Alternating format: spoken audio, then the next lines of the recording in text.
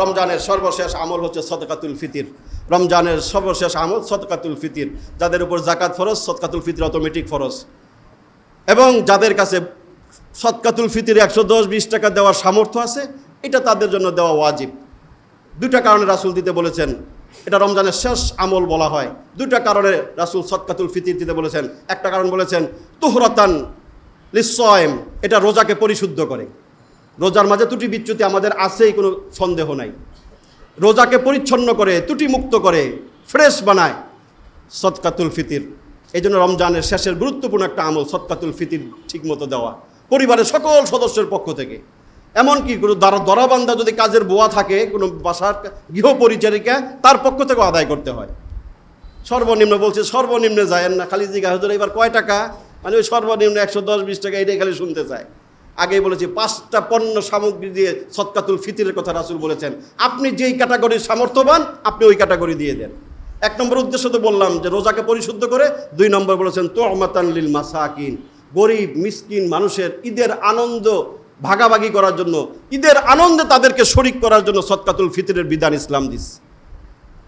সারা সবসময় নিজেকে নিয়ে ব্যস্ত, নিজে ঈদের মার্কেট করতেছেন, ঈদের বাজার করতেছেন, ঈদের বিভিন্ন কিছু আপনি আয়োজন করতেছেন, কিন্তু গরিব দুঃখী মানুষের দিকে খেয়াল রাখার কথাও ইসলাম বলছে। সদকাতুল ফিতরের অন্যতম একটা উদ্দেশ্য হচ্ছে গরিব দুঃখী মানুষের ঘরেও যেন ঈদের আনন্দ পৌঁছে, তার ঘরেও যেন ঈদের বাজারটা হয়। এই জন্য বলছে ঈদের নামাজের আগেই সদকাতুল ফিতর পরিশোধ করে দিয়ে। আজকে 23 রমজান, রমজানের 4র্থ জুমা। শেষে হয়ে যাচ্ছে রমজান, বিদায়ের পথে রমজান। রমজানের শেষ প্রান্তে আমরা উপনীত। রহমতের দশক পেরিয়ে মাগফিরাতের দশক, মাগফিরাতের দশক শেষে এখন চলছে নাজাত তথা মুক্তির দশক। আল্লাহ রাসূল সাল্লাল্লাহু আলাইহি ওয়াসাল্লাম এক হাদিসের মাঝে রমজানটাকে 3 ভাগে ভাগ করেছেন। বলেছেন আউয়ালুহু রাহমাতুন ওয়া আওসাতুহু মাগফিরাতুন ওয়া আখিরুহু ইতকুম মিনান নার।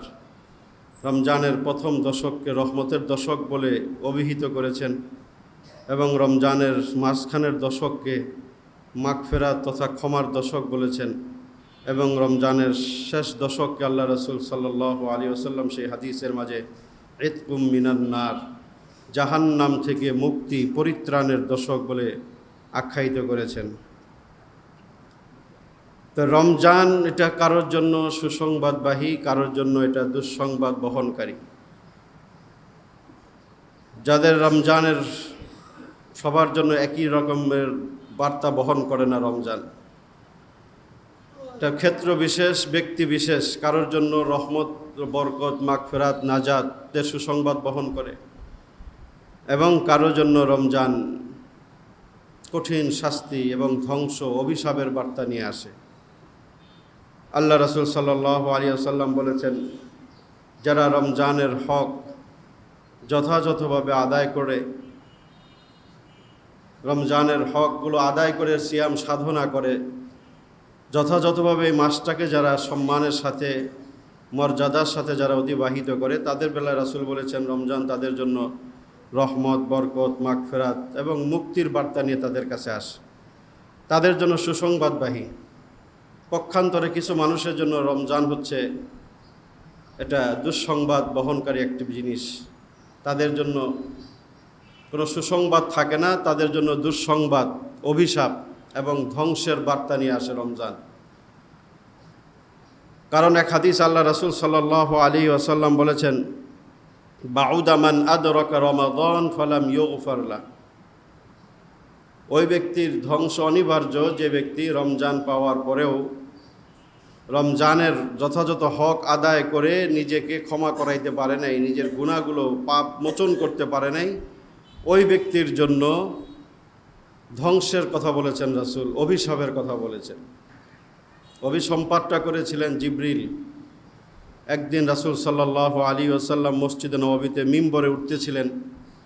মিম্বরের 3টি ধাপ অতিক্রম করার সময় রাসূল সাল্লাল্লাহু আলাইহি ওয়াসাল্লাম আমিন বলেছেন। আমিন অর্থ আল্লাহ তুমি কবুল করো। সাহাবায়ে কেরাম উপস্থিত ছিলেন। সাহাবায়ে কেরাম এই দৃশ্য দেখলেন এবং শুনলেন যে রাসূল সাল্লাল্লাহু আলাইহি ওয়াসাল্লাম মিম্বরে উঠতেছেন এবং আমিন বলতেছেন, আর কিছুই শুনেন নাই, আর কিছু দেখেনও নাই। তো রাসূল যখন মিম্বরে বসলেন তখন সাহাবায়ে কেরাম জিজ্ঞাসা করলেন, হুজুর আজকে একটা ব্যতিক্রমী দৃশ্য দেখলাম, আপনি মিম্বরে উঠলেন, এক এক ধাপ অতিক্রম করলেন আর আমিন আমিন বললেন, কিছুই তো শুনি নাই, কিসের উপর আপনি আমিন বললেন, কেনই বা আপনি আমিন বললেন? তখন আল্লাহ রাসূল সাল্লাল্লাহু আলাইহি ওয়াসাল্লাম যে কথাটা বলেছেন সেটি হচ্ছে যে আমি যখন মিম্বরে উঠতেছিলাম, এক এক ধাপ অতিক্রম করার সময় জিবরিল আমার কাছে এক একটা বদদোয়া করতেছিল। আমি জিবরিলের সেই বদদোয়াকে সমর্থন করে বলেছি আমিন, আল্লাহ তুমি তার বদদোয়া কবুল করো। বদদোয়া তিনটি ছিল এমন যে আল্লাহ রাসূল সাল্লাল্লাহু আলাইহি ওয়াসাল্লামকে জিবরিল এসে বলল, ওই ব্যক্তি ধ্বংস হোক যে ব্যক্তির সামনে আপনার নাম উচ্চারিত হওয়ার পরেও যে ব্যক্তি আপনার উপর দরুদ পাঠ করলো না।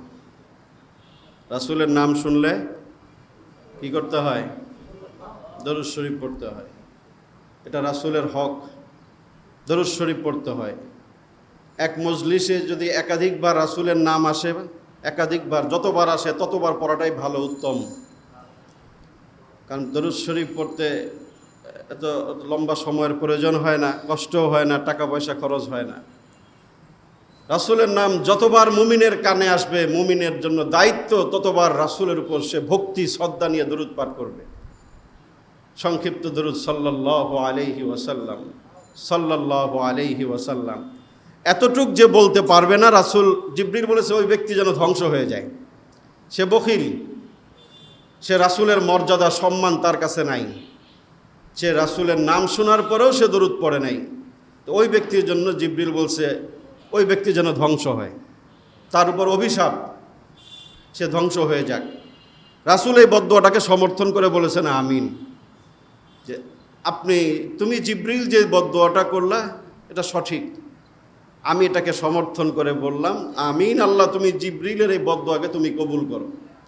তার মানে এটা কবুল হয়ে গেছে, এই বদদোয়াটা কবুল হয়ে গেছে, এটা বাকি নাই, সন্দেহ নাই যেটা কবুল হয়েছে কিনা। রাসূলের কোনো দোয়া বদদোয়া মিস হয় না। জিবরিল বদদোয়া করছে, রাসূল বদদোয়াকারী এসেও কোনো সাধারণ কেউ না, কোনো মানুষ না, ফেরেশতা, এবং ফেরেশতাদের মাঝে সর্বশ্রেষ্ঠ ফেরেশতা, সে বদদোয়াটা করছে। আর সমর্থন যোগাইছে কে? সাধারণ মানুষ। হ্যাঁ, কথা বলেন, অ্যাটেনশন এদিকে দেন, এদিক ওদিক তাকায়েন না। যে কতজনে পিছনে ঠেকালে, মসজিদে নিয়ম হচ্ছে সামনের কাতার ফিল আপ করবেন, কেউ মাজুর হলে পিছিয়ে বসবে, অনেকে এসে পিছনের কাতারে। আরও বারংবার বলছি, এগুলো মসজিদের আদবের খেলাফ। আল্লাহর ঘরে ঢুকার আগে এগুলো চিন্তা করে ঢুকতে হয়। কেন আপনি পিছনের কাতার ফিল আপ করবেন? সামনের কাতারের ফজিলত জানেন না? প্রথম কাতারের জন্য রাসূল বলছে এই কাতারের ফজিলত জানলে মানুষ যুদ্ধ করত, এই কাতারে বসার জন্য মানুষ যুদ্ধ করত, মারামারি করত, যে এই কাতারে এত ফজিলত। কেন আপনারা পিছিয়ে যে লাইন ধরেন? পিছনে কোনো ফজিলতের হাদিস পাইছেন আপনারা? পাইলে বলেন আমারে। ঢুকলে পরিবেশ পরিস্থিতি সুন্দর করে রাখার চেষ্টা করবেন, এটা বারংবার বলার জিনিস না। এই ঘরে ঢোকার আগেই এই সমস্ত জিনিস সেট আপ করে, মাইন্ড সেট আপ করে ঢুকতে হয়। তো বদদোয়া করছেন উনি কোনো সাধারণ মানুষ না, সর্বশ্রেষ্ঠ মানুষ বদদোয়া করছে, সর্বশ্রেষ্ঠ ফেরেশতা বদদোয়া করছে, আর সমর্থন করেছে সর্বশ্রেষ্ঠ মানুষ।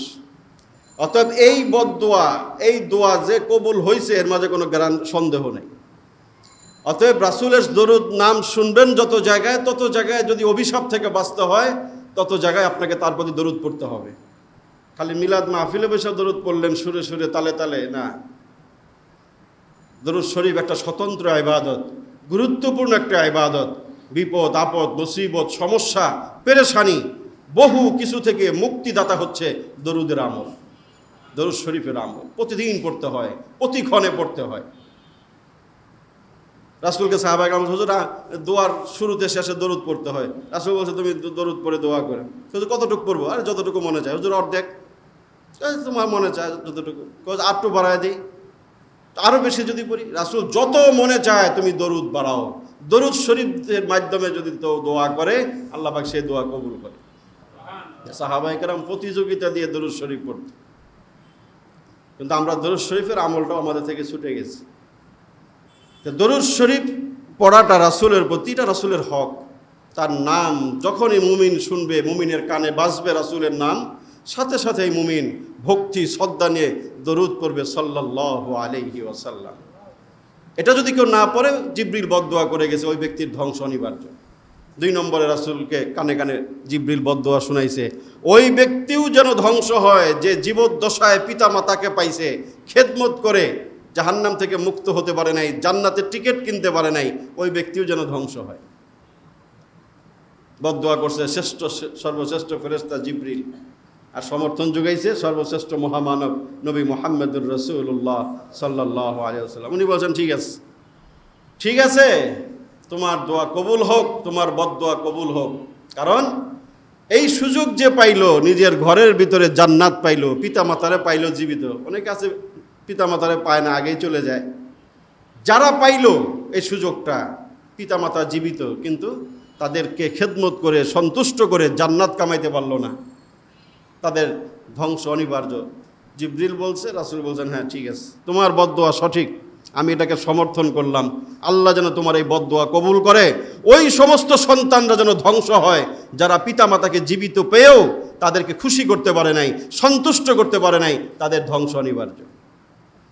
এই দৌলত যাদের ঘরে আছে মূল্যায়ন করেন, এখনো সুযোগ আছে, কোন দিন হারায় যাব আর কাইন্দেও পাইবেন না। এখনো যদি থাকে সর্বোচ্চ চেষ্টা করেন পিতামাতাকে সন্তুষ্টি।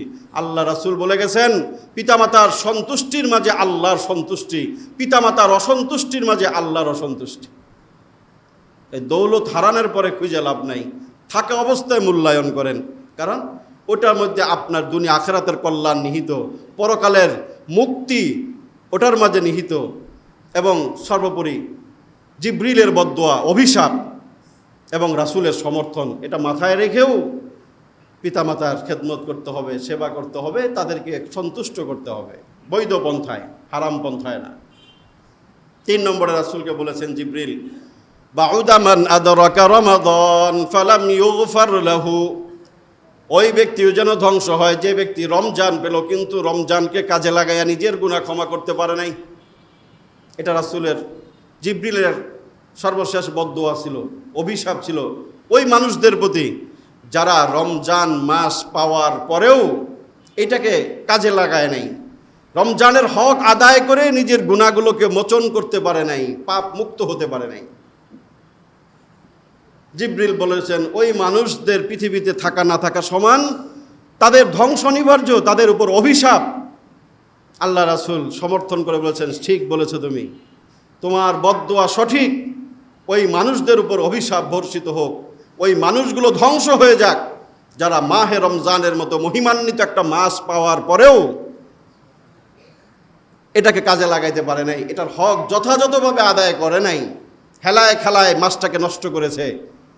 ওই মানুষদের জন্য জিবরিলের বদদোয়া এবং রাসূলের সমর্থন। অতএব এই দোয়াও আল্লাহ কবুল করছেন, এর মাঝে কোনো সন্দেহ নাই। এই বদদোয়াও আল্লাহর কাছে গ্রান্টেড হয়ে গেছে, অর্থাৎ ওই মানুষগুলোর ধ্বংস অনিবার্য হয়ে গেছে যারা রমজান পাওয়ার পরেও নিজের গুনাহ ক্ষমাই করতে পারে নাই, নিজেকে ক্ষমার যোগ্য বানাইতে পারে নাই। ওই মানুষদের ধ্বংস অনিবার্য হয়ে গেছে, এর মাঝে কোনো সন্দেহ নাই। রমজান চলে যাচ্ছে, আমাদের জীবনের একটি সুবর্ণ সুযোগ আল্লাহ দিয়েছিলেন, মাহে রমজানুল মোবারক। আজকে 23তম দিবস, দেখতে দেখতে রমজান চলে যাচ্ছে, বিদায় নিয়ে যাচ্ছে। কিন্তু আমরা কতটুকু আমাদের গুনার ব্যাপারে আমরা সচেষ্ট হয়েছি, গুনাহ ক্ষমার ব্যাপারে আমরা উদ্গ্রীব হয়েছি, সে বিষয়টা উপলব্ধি করার বিষয়, নিজেকে প্রশ্ন করার বিষয় যে রমজান তো আমার জীবন থেকে আরেকটা চলে যাচ্ছে, সামনে আরেকটি রমজান আমি পাবো কি পাবো না তার কোনো নিশ্চয়তা, গ্যারান্টি কোনো মানুষের কাছেই নাই। হতে পারে আপনার জন্য, আমার জন্য জীবনের শেষ রমজান। তাহলে কতটুকু আপনি প্রস্তুতি নিলেন, কতটুকু রমজানটাকে আপনি হক আদায় করলেন, কতটুকু কাজে লাগাইলেন? যদি এটাই আপনার আমার জীবনের শেষ রমজান হয়ে থাকে, তাহলে তো মুক্তি ক্ষমার সর্বশেষ সুযোগ হাতছাড়া হয়ে যাচ্ছে, আপনার আমার জীবন থেকে চলে যাচ্ছে। একটু কি চিন্তা করেছি কখনো? ক্ষণিকের জন্যও কি ভেবেছি যে এটা যদি আমার জীবনের শেষ রমজান হয় তাহলে আমি কি করলাম? কতটুকু আমি নিজেকে প্রস্তুত করলাম, কতটুকু রমজানটাকে আমি অর্থবহ করলাম? এই চিন্তার সময় তো আসছে বন্ধুরা আমার। শেষ সময়ে রমজান যে দশক চলছে আমাদেরকে নাজাত মুক্তির বার্তা দিচ্ছে। রমজান চলে যায়, মুক্তির ঘণ্টা বাজতেছে, অসংখ্য মানুষকে মুক্তি দেওয়া হয় যেই দশকে, যেই সময়ে, সেই সময়টা চলছে এখন। ক্ষমার মাধ্যমে একজন মানুষ মুক্তিপ্রাপ্ত হয়, জাহান্নাম থেকে মুক্তি পায়, আল্লাহর কঠিন শাস্তি থেকে সে মুক্তি লাভ করে ক্ষমার মাধ্যমে। এই জন্য আল্লাহ পাক কোরআনুল কারিমে 4 নম্বর পারায় সূরাতুল বাকারার মাঝে আল্লাহ বলেছেন, ওয়াসারিউ ইলা মাগফিরাতিম মির রাব্বিকুম ওয়া জান্নাতিন আরদুহাস সামাওয়াতু ওয়াল আরদু উইদ্দাত লিল মুত্তাকিন। সারিউ শব্দের অর্থ দৌড়াও, দ্রুত ধাবিত হও, দ্রুত দৌড়াও, অগ্রসর হও। দুটা জিনিসের দিকে দৌড়াইতে কইছে। সারিউ ইলা মাগফিরাতিম মির রাব্বিকুম, 1 নম্বরে বলেছেন তোমরা ক্ষমার দিকে দৌড়াও, তোমার রবের ক্ষমার দিকে দৌড়াও। তুমি কত দিকে দৌড়াইতেছো? তুমি দুনিয়ার কত কিছুর দিকে দৌড়াচ্ছ তুমি। ওগুলোতে দৌড়ানোর কথা আল্লাহ বলেন নাই। আল্লাহ কোরআনে দৌড়ানোর কথা এক জায়গায় বলছেন, সেটা হচ্ছে তোমার রবের ক্ষমার দিকে দৌড়াও। যেইভাবে তোমার রবের ক্ষমা পাওয়া যায়, যেই কাজ করলে, যেই জিনিস করলে, যেখানে গেলে, যা করলে, যা কিছুর বিনিময়ে তোমার রবের ক্ষমা পাওয়া যায়, তুমি সেই দিকে ছুটো, সেই দিকে দৌড়াও। কারণ ওটা ছাড়া তোমার বাঁচার উপায় নেই। ক্ষমা পাইলেই জান্নাত, ক্ষমার পরেই জান্নাত, ক্ষমার পরেই মুক্তি, মুক্তির মাধ্যমেই জান্নাত। মুক্তি মানেই জান্নাত, জান্নাত মানেই মুক্তি। এই জন্য আল্লাহ দুইটাকে একসাথে বলেছেন, ওয়াসারিউ ইলা মাগফিরাতিম মির রাব্বিকুম, দৌড়াও তোমার রবের জান্নাতের দিকে। ওয়া জান্নাতিন আরদুহাস সামাওয়াতু ওয়াল আরদ, এবং তুমি দৌড়াও, অগ্রসর হও তোমার রবের জান্নাতের দিকে। আরদুহাস সামাওয়াতু ওয়াল আরদু, জান্নাতের একটা স্যাম্পল, একটা নমুনা আল্লাহ এই আয়াতে সংক্ষেপে বলেছেন। ওই জান্নাতের দিকে দৌড়াও যেই জান্নাতের পরিধি তোমার চোখে দেখা আসমান জমিনের চেয়েও বড়। এটা একটা ধারণা দিছেন আল্লাহ। আমাদের চোখে জমিন থেকে আসমান দেখি যে এই চেয়ে দূরত্ব, এর চেয়ে বড় গ্যাপ তো আর আমরা দেখি না। দেখি আমাদের চোখে দেখা সবচেয়ে বড় ব্যবধান কি? আসমান আর জমিন। এইটা বোঝানোর জন্য এই স্যাম্পলটা আল্লাহ বলছেন যে জান্নাত কেমন, কত বড়, এতটুকু তুমি বুঝে নাও। আরদুহাস সামাওয়াতু ওয়াল আরদু, আসমান জমিনের চেয়েও বড়, বিস্তৃত, সুপরিসর হচ্ছে তোমার জান্নাত। ওই জান্নাতের দিকে দৌড়াও। 1 কাঠা 2 কাঠা, 1 বিঘা 2 বিঘার না। এটা কত বিশাল হবে সেটা তোমার এই ক্ষুদ্র জ্ঞানে তুমি এটাকে অ্যানালাইসিস করতে পারবো না, ধারণ করতে পারবো না। মানুষের ব্রেন সসীম, স্বল্প। তারপরেও বিজ্ঞানীরা গবেষণা করে বলে যতটুকু ব্রেন, মগজ আল্লাহ দিছে, এটা সর্বোচ্চ ব্যবহার পৃথিবীতে হয় না। বিজ্ঞানীদের গবেষণা বলে যে একজন মানুষের ব্রেন পৃথিবীতে সর্বোচ্চ খুললে ব্যবহার হলে 15% হয়। এটা সর্বশেষ বিজ্ঞানের আবিষ্কার, গবেষণা এতটুকু। কারো 2%, 5%, 3% এই বুদ্ধি নিয়ে আমরা চলি, তাই আমরা বুদ্ধিজীবী দাবি করি।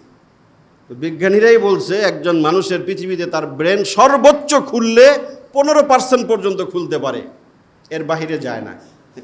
তা আরো 85 ভাগ রয়ে গেছে বাকি। তাহলে সব কিছু বুঝবো কিভাবে? এই ব্রেনে। এই ব্রেনে সব কিছু ধারণ করার ক্ষমতা নাই।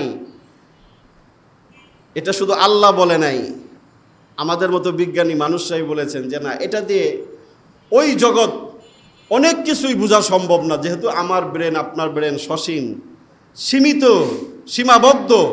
এইটা দিয়ে এই 5%, 10%, 15% ব্রেন দিয়ে অনেক কিছুই বোঝা সম্ভব না। তো জান্নাতে যাওয়ার পরে মানুষের ব্রেন 100 খুলে যাবে। ওখানে 100% ব্রেনের কাজ হবে। এই জন্য ওই জগৎটার চিত্র ভিন্ন, ওই জগৎটার দৃশ্য, চিত্র, অবকাঠামো সব কিছুই ভিন্ন, যেটা এই জগতের সাথে তুলনাই হয় না, মিলানোই যায় না। ওখানে চোখের ইশারা কাজ হবে, ব্রেনে ব্রেনে কাজ হবে, মনে মনে কাজ চলবে। মনের চাহিদা আল্লাহ বলছে না কোরআনে, কিছু নমুনা বলছে, ওয়ালাকুম ফিহা মা তাশতাহি আনফুসুকুম, মনে চাবে, কল্পনা করবে, ওটা সামনে উপস্থিত হবে। এগুলো সব 100% ব্রেনের খেলা। ওইখানে আপনি মনে চাইবেন, চিন্তা করবেন, উঠবেন, বইবেন, গাছ লাগাইবেন, ফল পাকবো, খাইবেন না, ওই সিস্টেম ওখানে নাই। 3D 4G যেগুলো দেখেন, তার হচ্ছে বহু আপডেট ভার্সন, যেগুলো এই জমানায় এই পৃথিবীতে এই ব্রেন দিয়ে বোঝানো সম্ভব না। কিছু কিছু নমুনা দৃষ্টান্ত আল্লাহ কোরআন হাদিসে বলেছেন যে এরকম এরকম হবে,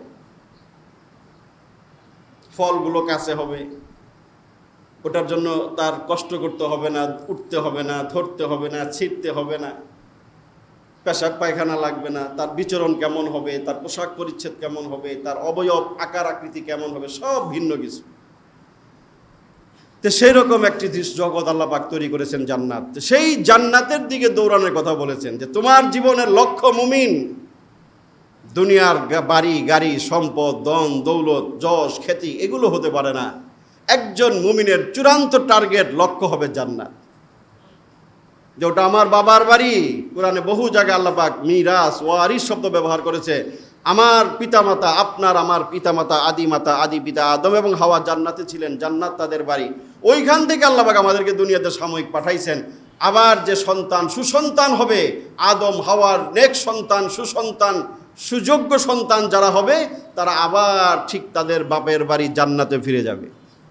ওটা তাদের মিরাস, প্রত্যেক সম্পত্তি ওয়ারিস হিসাবে তারা সেই জান্নাতের মালিক হবে। আল্লাহ কোরআনে বলেছেন ওয়াতিলকাল জান্নাতুল্লাতী নুরিসু মিন ইবাদিনা মান কানা তাকিয়া, ওই জান্নাতের অধিকারী আমি বানাবো ওই মানুষদেরকে যারা মুত্তাকি হয়। মিরাস বানাবো বলছে। মিরাস মানে আমরা জানি বাবার সম্পদের মিরাস হয় সন্তান, এই জন্য এটাকে মিরাস শব্দ ব্যবহার করছে কোরআনের ভিতরে। তো দৌড়ানের কথা বলেছেন কোরআনে দুইটা জিনিসের দিকে, একটা হচ্ছে ক্ষমা, আল্লাহর ক্ষমা। কি করলে আল্লাহর ক্ষমা পাওয়া যায়, কি করলে আল্লাহ আমাদের গুনাহগুলো ক্ষমা করবেন, আমাদেরকে মুক্তি দিবেন, সেই বিষয়গুলোর দিকে বান্দা দৌড়াবে, সেই বিষয়গুলোর দিকে বান্দা পাগল হবে যে এই আমল করলে মুক্তি পাওয়া যায়, এই আমল করলে ক্ষমা পাওয়া যায়, এই কাজ করলে আল্লাহ সন্তুষ্ট হন, এই কাজ করলে আল্লাহ ক্ষমার ঘোষণা করেছেন। সেগুলো মুমিন খুঁজে খুঁজে সেদিকে দৌড়াবে, সেই কাজগুলোর প্রতি মুমিন যত্নবান হবে, উদ্গ্রীব হবে, সেই কাজের পিছনেই তার ধ্যান খেয়াল স্বপ্ন সব কিছু ওদিকে চলবে। কোরআন আল্লাহ বহু জায়গায় এই ক্ষমার কথা বলেছেন। ওয়াস্তাগফিরু রাব্বাকুম ইন্নাহু কানা গফফারা, ওয়াস্তাগফিরু রাব্বাকুম ইন্নাহু কানা গফফারা, ওয়া মান ইয়াগফিরুয যুনুবা ইল্লাল্লাহ ওয়া লাম ইউসিররু আলা মা ফাআলু ওয়া হুম ইয়ালামুন নাব্বি ইবাদি আন্নী আনাল গফুরুর রহিম ওয়াস্তাগফিরু রাব্বাকুম ইন্নাহু কানা গফফারা। আল্লাহর কাছে ক্ষমা চাওয়ার আহ্বান আল্লাহ কোরআনে বহু জায়গায় বহু আয়াতে বলেছেন। ওয়াস্তাগফিরু রাব্বাকুম, তোমরা তোমাদের রবের কাছে ক্ষমা চাও। ইন্নাহু কানা গফফারা, নিশ্চয়ই তিনি ক্ষমাশীল দয়ালু। নাব্বি ইবাদি আন্নী আনাল গফুরুর রহিম, হে নবী আপনি বলে দিন আপনার উম্মতকে, আমার বান্দাদেরকে আপনি বলে দেন আন্নী আনাল গফুরুর রহিম, হে মানুষ শোনো তোমাদের রব কিন্তু ক্ষমাশীল। আল্লাহ এইভাবে নিজের ক্ষমাশীলতার পরিচয় কোরআনের পাতায় পাতায় পরতে পরতে তুলে ধরেছেন। তুমি গুনাহ করছো, পাপ করছো, তোমার ক্ষমা চাওয়ার জায়গা একটাই, সেটাকে আল্লাহ। আল্লাহ নিজেই বলেছেন ওয়ামাই ইয়াগফিরুয যুনুবা ইল্লাল্লাহ, এই তোমার গুনাহ ক্ষমা করার কে আছে আমি আল্লাহ ছাড়া। আল্লাহ নিজে প্রশ্ন করে বলেছেন মাই ইয়াগফিরুয যুনুবা ইল্লাল্লাহ, আল্লাহ ছাড়া তোমার পাপ মোচন করার কেউই নাই, কেউ নাই, কোনো শক্তি নাই যে তোমার গুনাহগুলো ক্ষমা করতে পারে, তোমার পাপ মোচন করতে পারে। একজনই আছেন, তিনি কে? আল্লাহ রাব্বুল আলামিন। এই জন্য ক্ষমার কথা, রমজান হচ্ছে ক্ষমার মাস। পরতে পরতে আল্লাহ ক্ষমার স্তর বিভিন্ন পর্যায়ে আল্লাহ ক্ষমা সাজায় রাখছেন। ক্ষমা এই কি করেন পেন্সারা, পরতে পরতে আল্লাহ ক্ষমার ঘোষণা দিয়ে রাখছেন রমজানে। সিয়াম সাধনার বিষয়ে আল্লাহ বলেছেন মান সামা রমাদানা ঈমানান ওয়া ইহতিসাবা গুফিরা লাহু মা তাকদ্দামা মিন যামবি প্রথমেই আল্লাহ ঘোষণা দিয়েছেন, রাসূল যে ব্যক্তি ভালোভাবে সুন্দরভাবে সিয়াম সাধনা করবে, বুখারী শরীফের হাদিসে রাসূল বলেছেন ওই ব্যক্তির পিছনের গুনাহগুলো আল্লাহ মাফ করে দিবেন। রোজা দিয়েই ক্ষমার ঘোষণা শুরু। রমজানের 1 নম্বর কাজ, অন্যতম মৌলিক কাজ হচ্ছে 2টা, সিয়াম আর কিয়াম। রোজা রাখবেন, ঠিকমতো তারাবির নামাজ পড়বেন, নামাজগুলো ঠিকমতো পড়বেন। এটা রমজানের অন্যতম 2টা মৌলিক কাজ। এই 2টা কাজের পুরস্কার হিসেবেই একেবারে সংক্ষেপে সোজা সহজভাবে ঘোষণা করা হয়েছে এই 2টা আমলের প্রাপ্তি, 2টা আমলের প্রতিদান হচ্ছে পিছনের সকল অতীতের গুনাহগুলো ক্ষমা করে দেওয়া। মান সামা রমাদানা ঈমানান ওয়া ইহতিসাবা গুফিরা লাহু মা তাকদ্দামা মিন যামবি। ঈমানের সাথে, ইহতিসাবের সাথে, পরকালে মুক্তির আশায়, সওয়াবের প্রত্যাশায় যারা সিয়াম সাধনা করবে, সুন্দরভাবে রোজার হক আদায় করে রোজা রাখবে, আল্লাহ রাসূল বলেন তাদের পিছনে সকল গুনাহ আল্লাহ ক্ষমা করে দিবে। এর পাশাপাশি যারা নামাজগুলো ঠিকমতো আদায় করবে, কিয়ামুল লাইল করবে, রমজানে রাতের বেলা কিয়াম করবে, দিনের 5 ওয়াক্ত নামাজ তো ঠিক রাখবে। ফরজ নামাজ তো রমজানের বাহিরে সবসময় একই হুকুম পড়তেই হবে। এর বাহিরে অতিরিক্ত নফল কিয়ামুল লাইল যারা করে রমজানে, তারাবির নামাজ পড়ে, কষ্ট হলেও 20 রাকাত তারাবির নামাজ আদায় করে যারা নিয়মিত পুরা 30 দিন, প্রথম কয়দিন পরে নাই, আবার মনে চলে শেষ কয়দিন, ওইগুলো না, ওগুলো ফাইজলামি, ওগুলো মন চাহি আমলে কাম হইব না। ওই মুসল্লি বেশি, প্রথম দিকে হুমরি খেয়ে পরে হুড়মুড় করে মসজিদে জায়গা নাই, ভেঙ্গা চুরে ঢুকে, জোশ 2 দিন 4 দিন 5 দিন পরে জসিমউদ্দিন শেষ, জসিমউদ্দিনের জোশ শেষ। এই মুসল্লি দিয়ে কি হবে? এদের সংখ্যাই তো বেশি না? এদের সংখ্যা বেশি না? এদের সংখ্যাই বেশি। রমজানের শুরু দিকে সব মহল্লায়, সব মসজিদে দেখবেন একই চিত্র, প্রচণ্ড মুসল্লির চাপ। 5টা 7টা 10টা যেতে আস্তে আস্তে মুসল্লি কমে। ইমাম সাহেবরা যত বয়ান দেয়, ভাই যায়েন না, রমজান যত গভীর হয় রমজানের গুরুত্ব তত বেশি বৃদ্ধি পায়, যায়েন না, আসেন মসজিদের দিকে। আমরা যতই চিল্লাই, যতই বয়ান করি, বাদ দেন মিয়া আপনার বয়ান, ছুরি মেরে উড়ায় হেলায়, ওগুলো আমরা কম জানি নাকি? শেষ দশক চলছে, আজকে ধরতে গেলে এক হিসাবে রমজানের শেষ জুমা। ওই সেই মার্কেটওয়ালারা মার্কেটে ব্যস্ত, ব্যবসায়ীরা ব্যবসায়ীতে ব্যস্ত, যে যার বাহন, যে যার পেশা নিয়ে ব্যস্ত, যার কামাইতে বই দিয়েছে না, টাকা কামানোর মৌসুম। এখন যতই কোরআন হাদিসের বাণী নিয়ে হুজুররা কান্দুক আর চিল্লাক, শোনার টাইম নেই। আগে দুনিয়া নগদ যা পাই হাত পেতে নাই, বাকির খাতায় শূন্য থাক। কাকা কামাইলই মিয়া, টিহা পয়সা, সুবর্ণ সুযোগ যাইতেছে টাকা কামানের, আর সামনে টাকা কামান যাইব নাকি? যার যা বুঝ, হেদায়েতের মালিক কে? যদি মানুষ হইতো তাহলে রাসূল সবচেয়ে বড় হেদায়েতের কারিগর হইতো, ঠিক না? রাসূল পারে নাই তার চাচারে হেদায়েত করে ঈমান আনাইতে। আল্লাহ তখন আয়াত নাজিল করছে, ইন্নাকা লা তাহদি মান আহবাবতা ওয়ালাকিন্নাল্লাহা ইয়াহদি মান ইয়াশা। চাচার মৃত্যু শয্যায় শায়িত, রাসূলের চোখে পানি।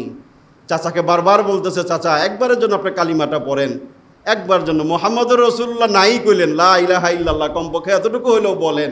চাচা রাসূলের ঈমান আনতে অস্বীকৃতি জানাইছে, রাসূলের চোখে পানি। তখন এই আয়াত নাজিল হয়েছে, রাসূল কান্দেন না, আফসোস করে আল্লাহ আপনার চেষ্টা আপনি করছেন। লা তাহদি মান আহবাবতা, যাকে আপনি চান, ভালোবাসেন, চাইলেই আপনি তাকে হেদায়েত করতে পারবেন না। ওয়ালাকিন্নাল্লাহা ইয়াহদি মান ইয়াশা, আল্লাহ যাকে চাইবেন, যাকে হেদায়েত দিবেন, সেই হেদায়েত প্রাপ্ত হবে। অর্থাৎ হেদায়েতের মালিক আমরা হুজুররাও না। আমগো বয়ানে হেদায়েত হবে কোনো গ্যারান্টি নাই, যেটা রাসূলের জীবনে আল্লাহ রাসূলকে গ্যারান্টি দেন নাই। আমাদের জায়গা থেকে আমরা বলে যাই, এটা আমাদের দায়িত্ব, কর্তব্য। কিন্তু উপলব্ধি করার বিষয় বন্ধুরা আমার, জীবন যেহেতু আমরা ঈমান এনে পরকাল বিশ্বাস করি, আখিরাতকে বিশ্বাস করে আমরা মুমিন হয়েছি, অতএব কোরআন হাদিসের সব কিছুই আমাদের বিশ্বাস করে সেই অনুযায়ী জীবন চালানো উচিত।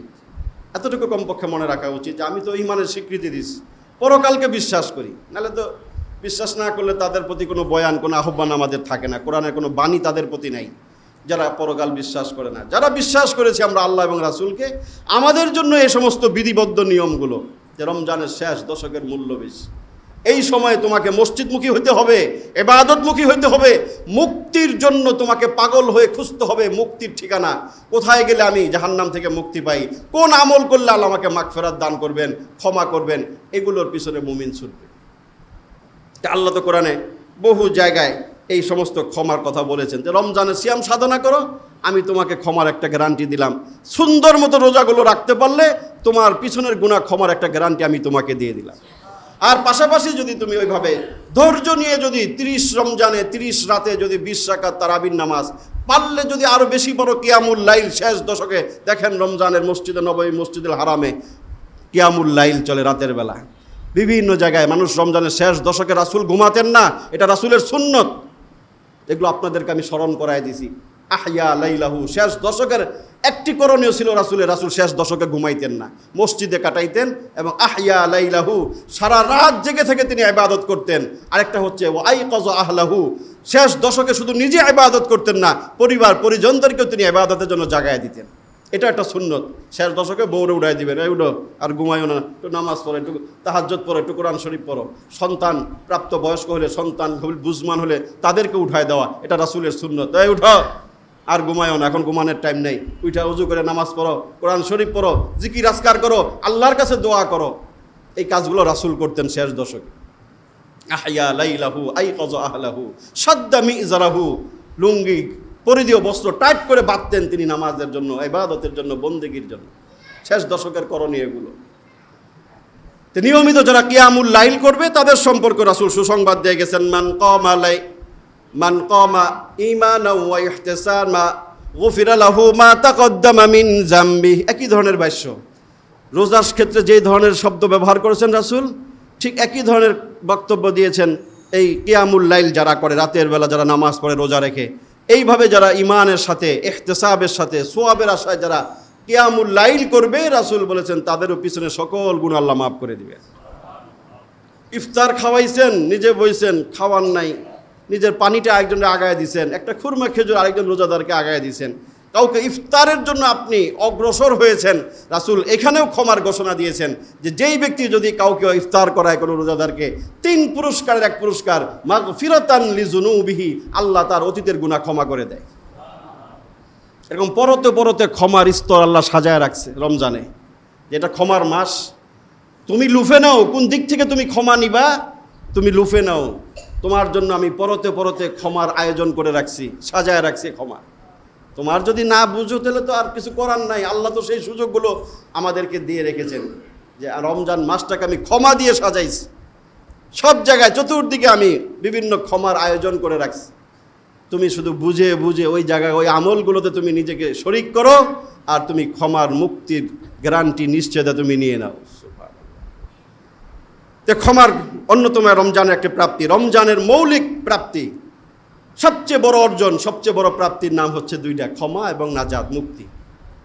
ক্ষমা পাইলেই মুক্তি পাইবেন, আর মুক্তির জন্য ক্ষমা অপরিহার্য। রমজানে অনেক কিছু পাইছেন, ভালো ব্যবসা করছেন, ভালো টাকা পয়সা কামাইছেন, অনেক কিছু হয়েছে, তো ক্ষমা পান নাই, তাহলে আপনি রমজানে কিছুই পান নাই। রমজান আপনার জন্য অর্থবহ হয় নাই, রমজানটাকে আপনি কাজে লাগাইতে পারেন নাই। রমজানের বড় প্রাপ্তি, বড় পুরস্কার থেকে আপনি বঞ্চিত হয়ে গেছেন, এটা মনে রাখতে হবে। রমজানের সবচেয়ে বড় প্রাপ্তি, বড় অর্জন মনে রাখবেন, সেটা হচ্ছে ক্ষমা এবং নাজাত, মুক্তি। কোরআন আল্লাহ পাক ক্ষমা এবং মুক্তির বার্তা দিয়েছেন বিভিন্ন জায়গায়। সূরাতুস সফ 10 নম্বর আয়াত আল্লাহ পাক ক্ষমা এবং মুক্তির ঘোষণা দিয়েছেন।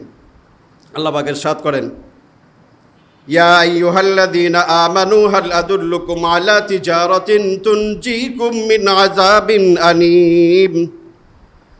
হে ইমানদাররা, আমি কি তোমাদেরকে এমন একটা বাণিজ্য সম্পর্কে বলবো, যেই বাণিজ্য, যেই ব্যবসা তোমাদেরকে আল্লাহর কঠিন শাস্তি থেকে, জাহান্নাম থেকে মুক্তি দিবে।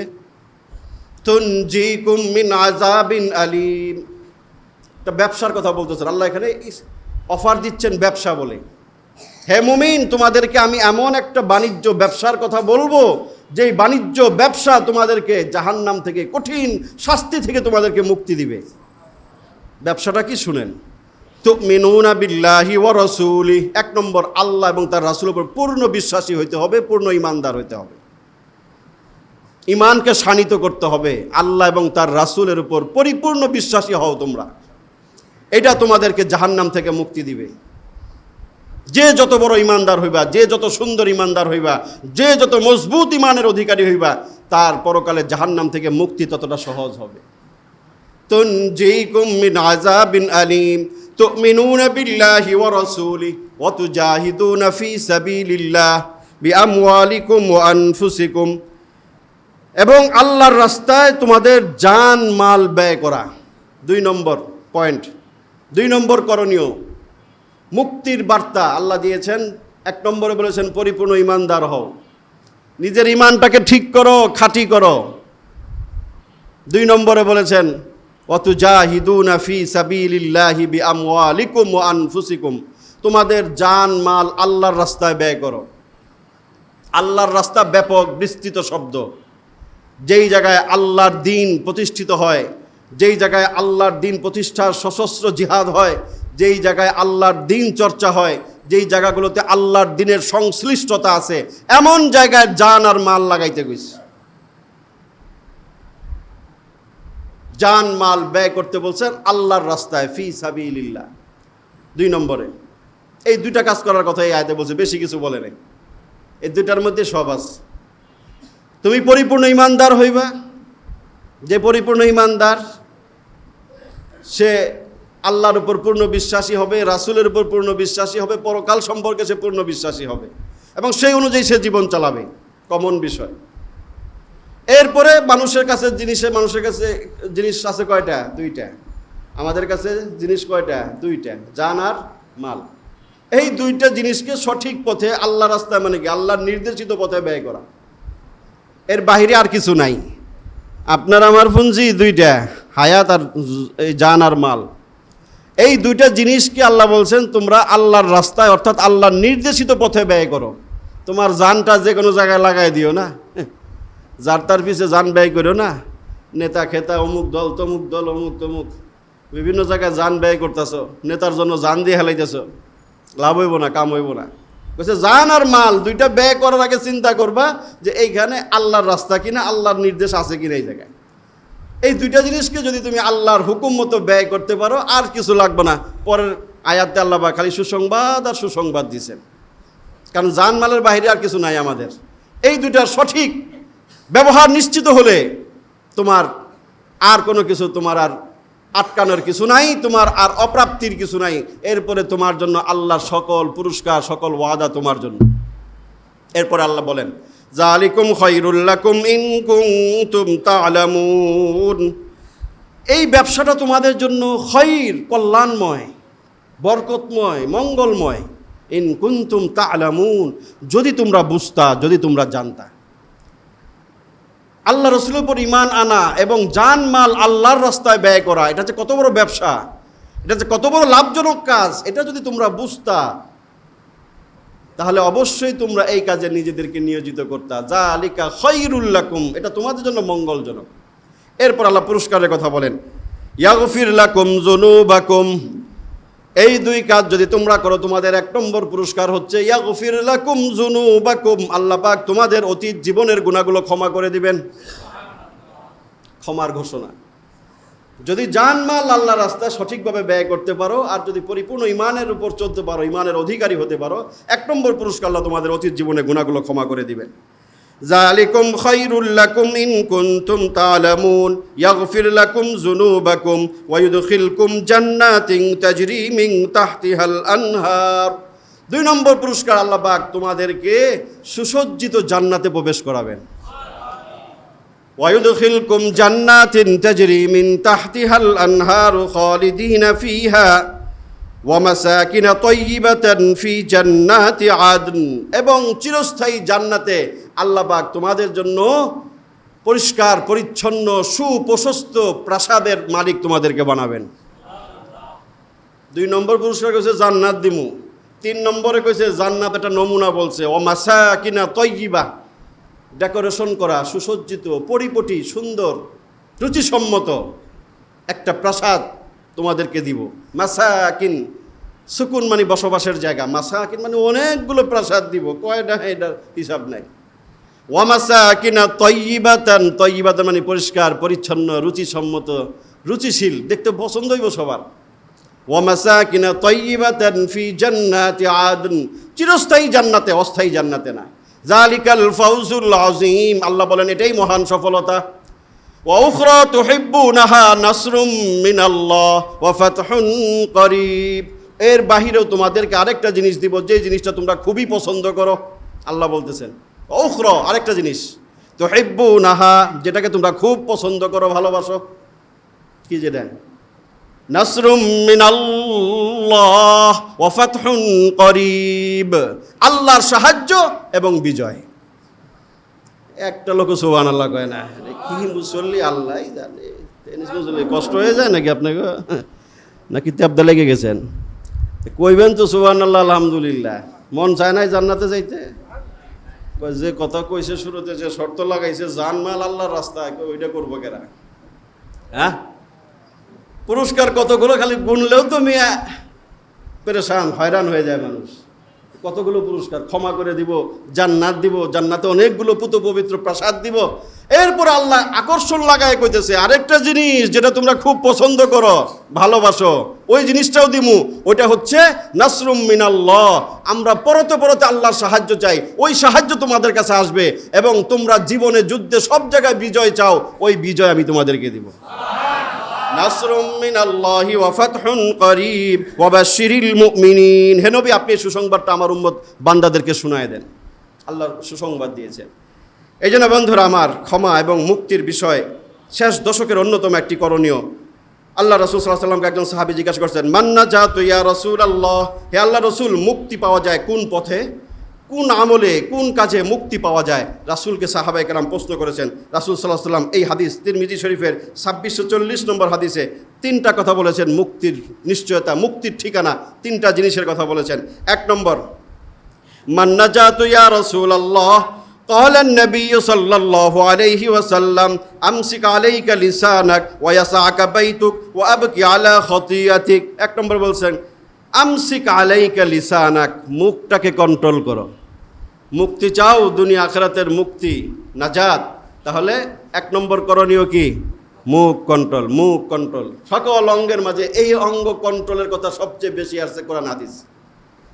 আমসিক আলাইকা লিসানাক, মুখের মধ্যে লাগাম লাগাও, কথা বলতে সাবধান, কিছু বলতে সাবধান, মুখের মাঝে লাগাম লাগাও। অন্য হাদিসে, বুখারী আরেক হাদিসে রাসূল সংক্ষেপে বলছেন মান সমাতা নাজা, যে ব্যক্তি মুক্তি চায় সে যেন চুপ থাকে, সে যেন বেশি কথা না বলে, অহেতুক বাজে কথা, মিথ্যা কথা, ফালতু কথা যেন সে না বলে। মান সমাতা নাজা, মুক্তি চাও চুপ থাকো। মাসে তোমারে বোধাই কয় কোক, কথা কয় না, কথা কম কয়, বলদ বোধাই। হ্যাঁ, বোধাই বলদ থাকা ভালো, কারণ আমি মুক্তি চাই। রাসূল বলে গেছেন চুপ থাকলে মুক্তি পাওয়া যায়। দুনিয়াতেও কার্যকর, পরকালেও কার্যকর। দুনিয়াতে যে কথা বেশি কয়, হ্যাঁ বিপদে পড়ে, পেছে পড়ে বেশি, করে না? যে ফটফট করে, সে পেছে পড়ে বেশি। আর যে চুপচাপ থাকে, হ্যাঁ পেছে পড়ে কম, সমস্যায় পড়ে কম। এটা তো রাসূল ১৫০০ বছর আগেই বলে গেছেন। ফটর করো না, মুখ আল্লাহ দিছে মাগনা, তেল লাগে না, পয়সা লাগে না, ডিজেল লাগে না। যদি লাগতো ডিজেল, অকটেন, হ্যাঁ কেরোসিন, তাহলে উপায় ছিল। তেলের লিগে দেখছেন যে লাইন ধরে, সেহরি খায় লাইন ধরে, ইফতার করে যে তেল পায় 1 লিটার, তাহলে উপায় ছিল। মাগনা দিছে বলে এটাকে যথেচ্ছা ব্যবহার করেন না। এটার উপরে আপনার জান্নাত জাহান্নাম নির্ভর করে, দুনিয়া আখিরাতের কল্যাণ মুক্তি নির্ভর করে। রাসূল হাদিসে বলছেন আমসিক আলাইকা লিসানাক, মুখের মাঝে তুমি লাগাম লাগাও। 2 নম্বর বলছেন ওয়ায়াসাকা বাইতুক, তোমার ঘরটাকে তোমার জন্য যথেষ্ট বানাও। বেশি বাহিরে ঘোরাফেরা, বিভিন্ন সুগলে মশগুল বানায়ও না নিজেরে, সকল কাজের কাজই হইতে যাও না। তুমি তোমার আখিরাত, তোমার দুনিয়া আখিরাত নিয়ে তুমি ফিকির করে তোমার পথ তুমি নির্ধারণ করবা।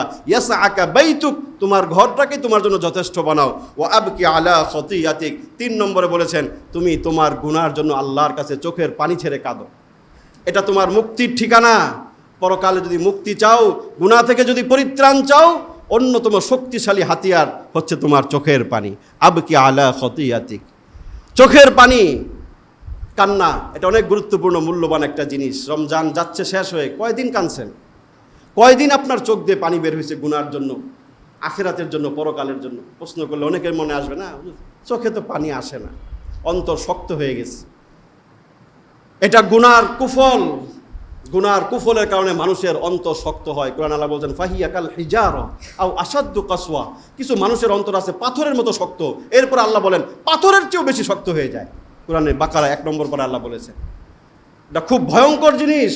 যাদের অন্তর সেরকম শক্ত হয়ে গেছে পাথরের মতো, এটা ভয়ঙ্কর জিনিস। এই জন্য রাসূল বলেছেন এটা থেকে মুক্তির জন্য কতগুলো ফর্মুলাও বলেছেন। এর মধ্যে অন্যতম একটা বলেছেন এতিমের মাথায় হাত বুলাও। যাদের অন্তর শক্ত, চোখে পানি আসে না, রাসূল বলেছেন এতিম অসহায় মানুষের মাথায় তোমরা হাত বুলাও, তাদেরকে তোমরা ভালোবাসো, স্নেহ করো, ওই উসিলা আল্লাহ তোমাদের অন্তর নরম বানায় দেবে। কারণ চোখের পানি, আল্লাহ রাসূল সাল্লাল্লাহু আলাইহি ওয়াসাল্লাম বলেছেন আবকি আলা খতিয়াতিক। কোরআনে যারা চোখের পানি ছেড়ে কাঁদে তাদের প্রশংসা করেন। আল্লাহ বলেছেন ওয়ায়াখিরুনা লিল আযকানি ইয়াবকুনা ওয়ায়াজিদুহুম খুশুআ। কিছু মানুষকে দেখবেন যারা কাঁদতে কাঁদতে সেজদায় লুটিয়ে পড়ে। আল্লাহ কোরআনে বলেছেন প্রকৃত মুমিনের বৈশিষ্ট্য, তারা কম হাসে বেশি কাঁদে।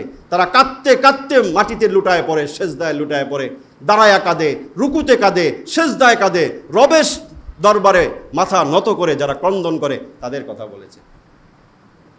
আরশের নিচে 7 শ্রেণীর ছায়া পাবে, ওই মধ্যে একজন আল্লাহ রাসূল বলে গেছেন যারা ওয়ারাজুলুন যাকারাল্লাহ খালিয়ান ফাফাদাত আইনা, ওই ব্যক্তি আরশের নিচে ছায়া পাবে যে ব্যক্তি নীরবে নিবৃত্তিতে তার রবের জিকির করে, আল্লাহকে ডাকে, ফাফাদাত আইনা, অতঃপর তার চোখ বেয়ে পানি পড়ে।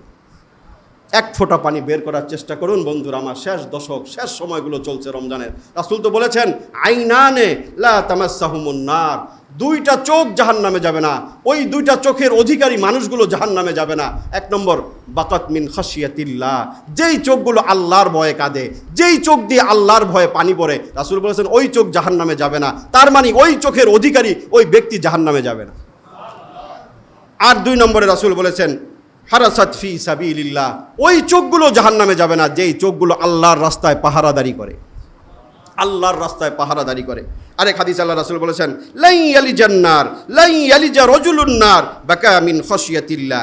একটা উপমা দিয়ে বুঝাইছেন ওই চোখওয়ালা মানুষ কখনোই জাহান্নামে যাবে না যেই চোখ দিয়ে আল্লাহর ভয়ে পানি ঝরে।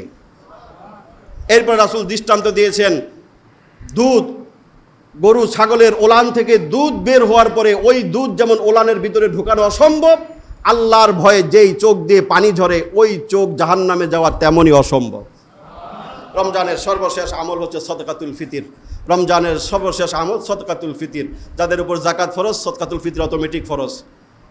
এবং যাদের কাছে সদকাতুল ফিতির 110-20 টাকা দেওয়ার সামর্থ্য আছে, এটা তাদের জন্য দেওয়া ওয়াজিব। 2টা কারণে রাসূল দিতে বলেছেন, এটা রমজানের শেষ আমল বলা হয়। 2টা কারণে রাসূল সদকাতুল ফিতির দিতে বলেছেন। একটা কারণ বলেছেন তুহরাতান লিস-সায়েম, এটা রোজাকে পরিশুদ্ধ করে। রোজার মাঝে ত্রুটি বিচ্যুতি আমাদের আছেই, কোনো সন্দেহ নাই। রোজাকে পরিচ্ছন্ন করে, ত্রুটি মুক্ত করে, ফ্রেশ বানায় সদকাতুল ফিতির। এই জন্য রমজানের শেষের গুরুত্বপূর্ণ একটা আমল সদকাতুল ফিতির ঠিকমতো দেওয়া, পরিবারের সকল সদস্যের পক্ষ থেকে। এমনকি কোনো দরাবান্দা যদি কাজের বুয়া থাকে, কোনো বাসার গৃহপরিচারিকা, তার পক্ষ থেকেও আদায় করতে হয়। সর্বনিম্ন বলছে, সর্বনিম্নে যায়েন না, খালি জিজ্ঞাসা হুজুর এবার কয় টাকা, মানে ওই সর্বনিম্ন 110-20 টাকা, এটাই খালি শুনতে চায়। আগেই বলেছি 5টা পণ্য সামগ্রী দিয়ে সদকাতুল ফিতরের কথা রাসূল বলেছেন। আপনি যেই ক্যাটাগরির সামর্থ্যবান আপনি ওই ক্যাটাগরি দিয়ে দেন। 1 নম্বর উদ্দেশ্য তো বললাম যে রোজাকে পরিশুদ্ধ করে। 2 নম্বর বলেছেন তু'মাতান লিল মাসাকিন, গরিব মিসকিন মানুষের ঈদের আনন্দ ভাগাভাগি করার জন্য, ঈদের আনন্দে তাদেরকে শরিক করার জন্য সদকাতুল ফিতরের বিধান ইসলাম দিচ্ছে। সারা সবসময় নিজেকে নিয়ে ব্যস্ত, নিজে ঈদের মার্কেট করতেছেন, ঈদের বাজার করতেছেন, ঈদের বিভিন্ন কিছু আপনি আয়োজন করতেছেন, কিন্তু গরিব দুঃখী মানুষের দিকে খেয়াল রাখার কথাও ইসলাম বলছে। সদকাতুল ফিতরের অন্যতম একটা উদ্দেশ্য হচ্ছে গরিব দুঃখী মানুষের ঘরেও যেন ঈদের আনন্দ পৌঁছে, তার ঘরেও যেন ঈদের বাজারটা হয়। এই জন্য বলছে ঈদের নামাজের আগেই সদকাতুল ফিতর পরিশোধ করে দিয়ে।